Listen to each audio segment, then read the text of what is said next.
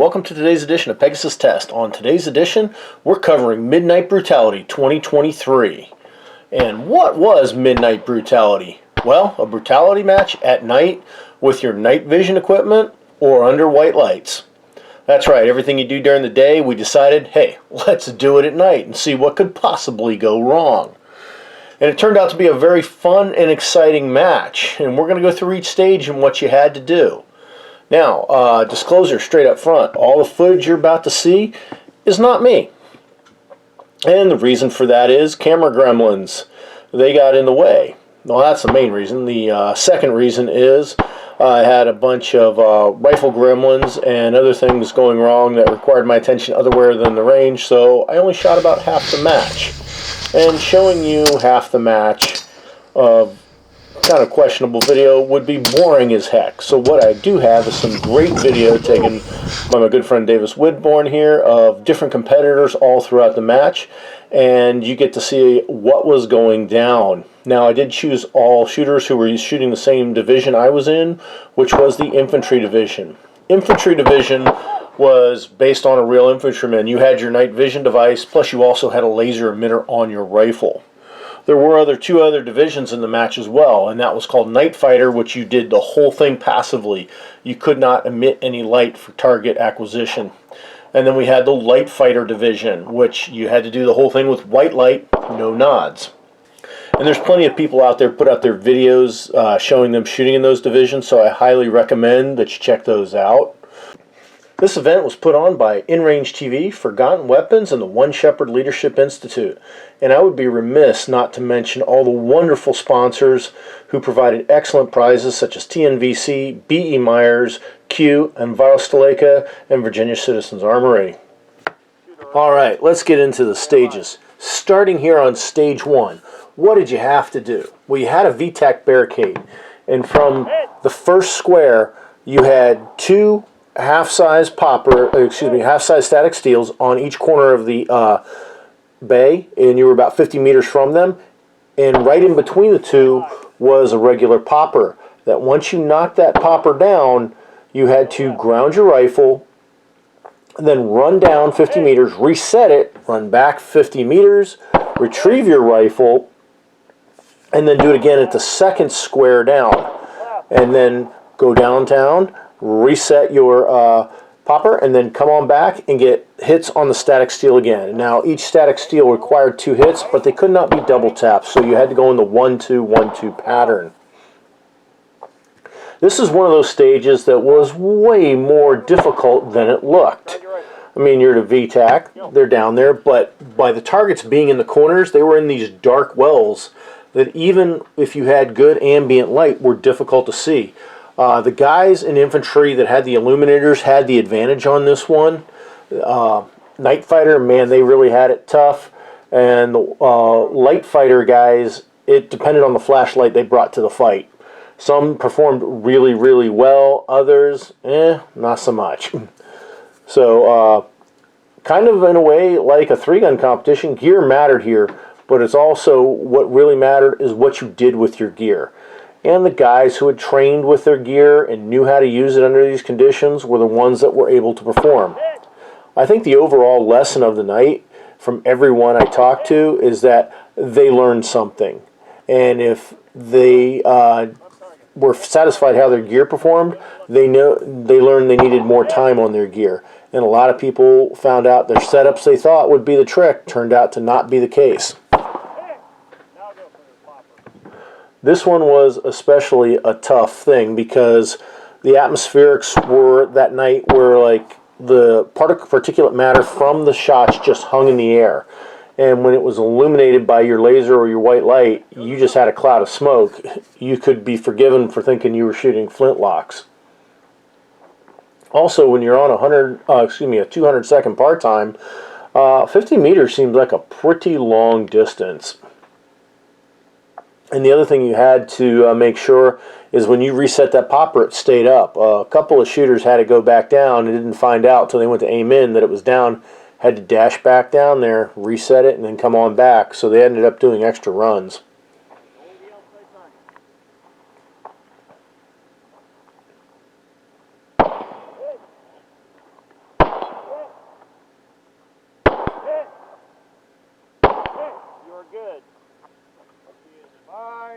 Now we move on to stage 2. And this was a vehicle stage. You shot from either the back of a Humvee or a pickup truck, depending on what night you were there. And you had 3 side bays, of which you had 2 poppers you had to engage in those side bays. And you only had the amount of time that the vehicle was going by to make your engagement. When you got down to the end of the bay, there was a double spinner down there. Now, thank God you didn't have to spin that thing. But you had 4 targets you had to hit, and you had 3 positions that you had to hit them from. And basically, once the vehicle stopped, you handed your weapon to the RO so you could safely disembark the vehicle. He handed it back to you, and then you dashed down to your first firing position 50 meters away. Once you're there, you saw the 4 spinners, and you just engaged them from each of the 3 positions you were required to go from. You started from the extreme left of the bay, made your 4 hits, then you dashed completely across the bay to the extreme right, made all your hits, and then to the center where there was a VTAC, of which you were allowed your choice of position on anywhere you wanted on that VTAC, and then tag it and get 4 more hits.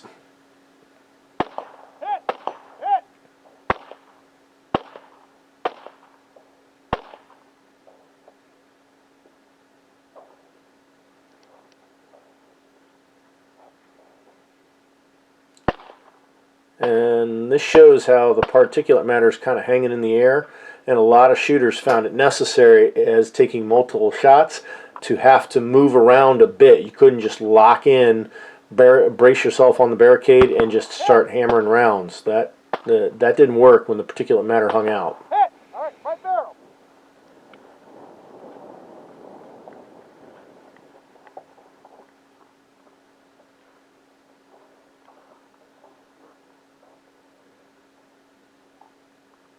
As you can see, this particular shooter is having to fiddle with a lot of equipment, and a lot of people learn this on the clock, that all those drills that you practice, you got to be able to do them when it's dark too, and that matters.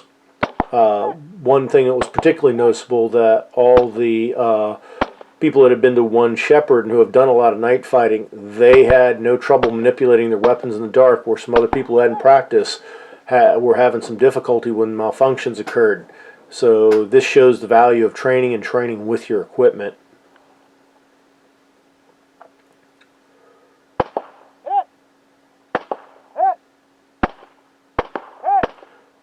This view also shows just how small those spinner plates were. So this was, even though it was 50 meters, this was not an easy shot. Now, moving on to the woods. The Casarta drill after dark.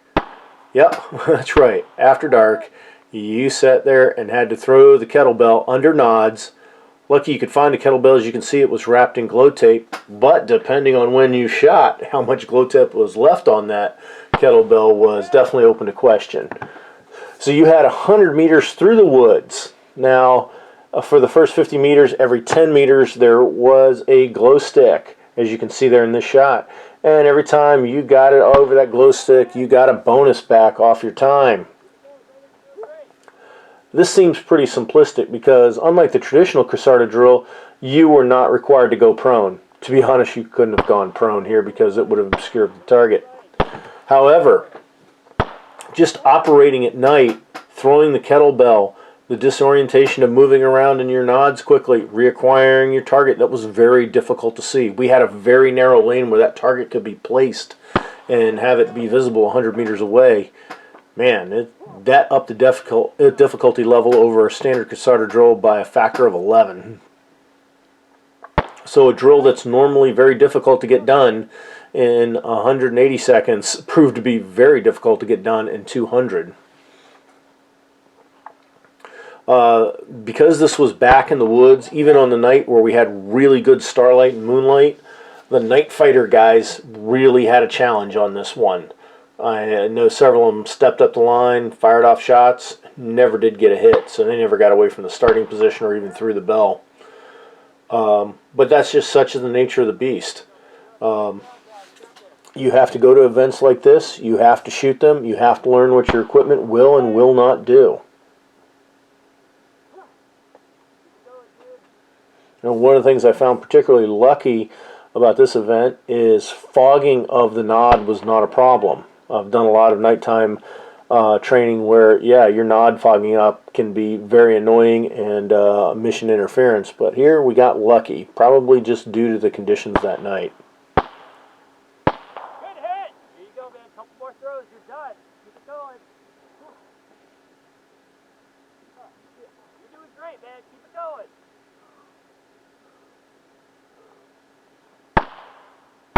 Good hit! And in the cold and in the dark, the Casarda drill is just as exhausting as it is in daylight. And the other challenge of this one was the simple fact that on the muddy ground, that ball tended not to roll, as you've been noticing through this run. Once it was done, that was pretty much the spot it was going to be in.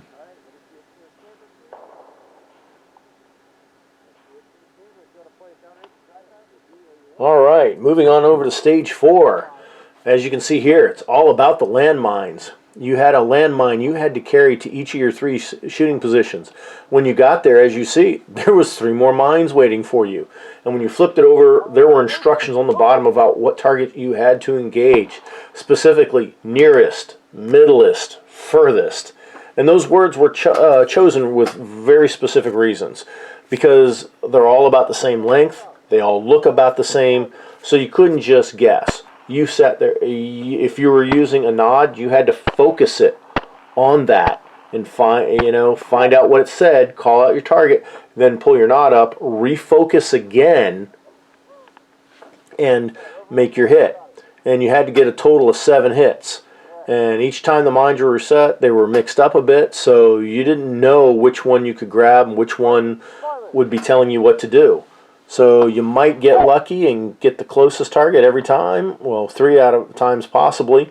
You also might be unlucky enough to get farthest 3 of the times.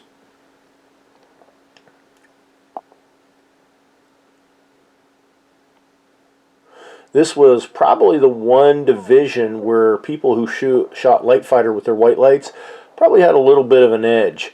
And the reason I say that is your IR light does really well about reflecting off gray gravel on a square range. Out here in a field, the grass and the dirt soak up that light. You don't get as much reflection off of things to help illuminate the scene. White light didn't really have that problem. Also, the white light, you could just shine down, see what it is, and then go make your engagement. There was no refocusing of a optical device to be able to make your engagement.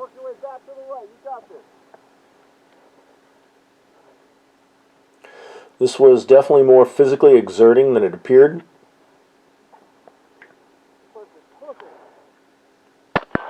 And a lot of shooters found this to be one of the most challenging stages for sure.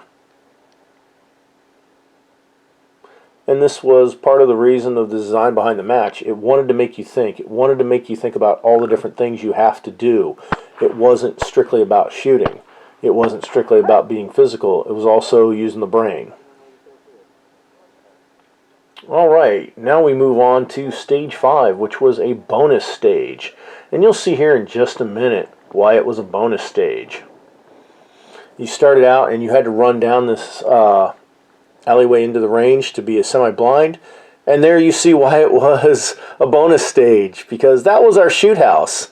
And on the RO match, it was nice and it was beautiful. And yeah, and then the wind came right before the main match started and utterly destroyed it into that condition that you saw. That took seconds to happen. So we had to quickly readjust, and we came up with another stage, but since it was radically different than what was intended, we made it a bonus stage. And the person who did the best, the person who did the worst, and the person right in the middle, they got a KP-15 lower from KE Arms. Overall, a lot of people still had fun on this stage. Everybody wished they could have done the shoot house. It was a blast, and hopefully we get this shoot house problem worked out for future events.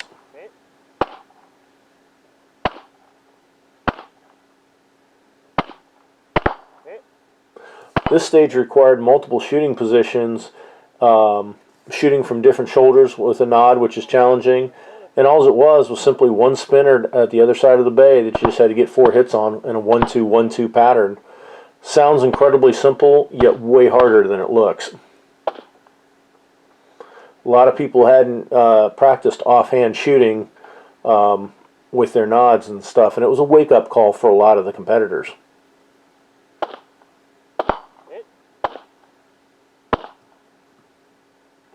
Also, in this stage, as you saw at the beginning, everybody got to throw a flashbang, which was just, on this the stage, it was just for fun, but originally it was an integral part of clearing the shoot house.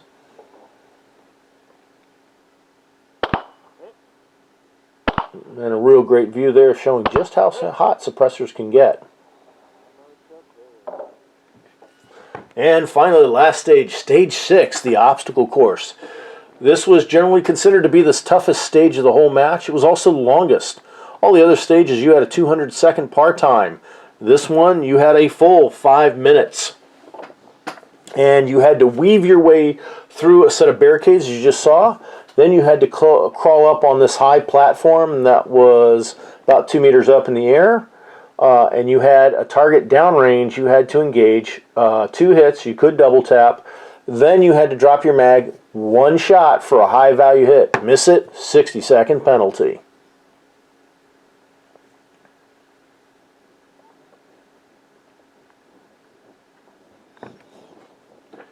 The target was a little bit beyond 100. I'd say it was about 125 meters. Very difficult to see. The target just blended into the gravel on the range really good. You were really depending on a shadow to help you find the dang thing. And as you can see there, a little bit of weather wasn't helping matters either.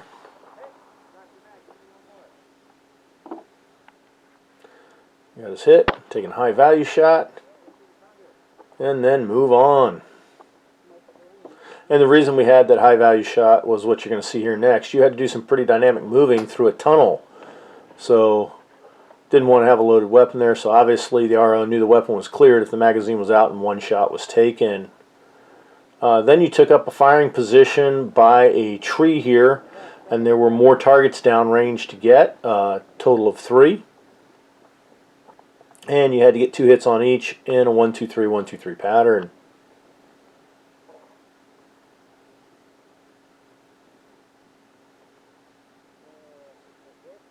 Just a little right. You're looking at a cone. Yep. Yeah, and the targets, just when you just change positions, just determine if they got easier or harder to see.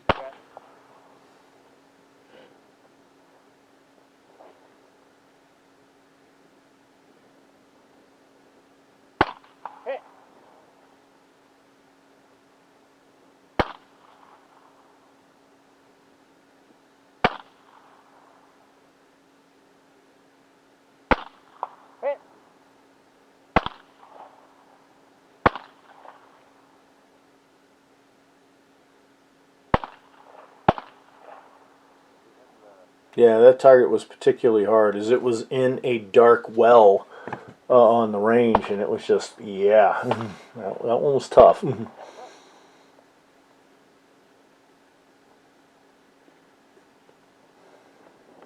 You then moved out to a pair of machine gun pits.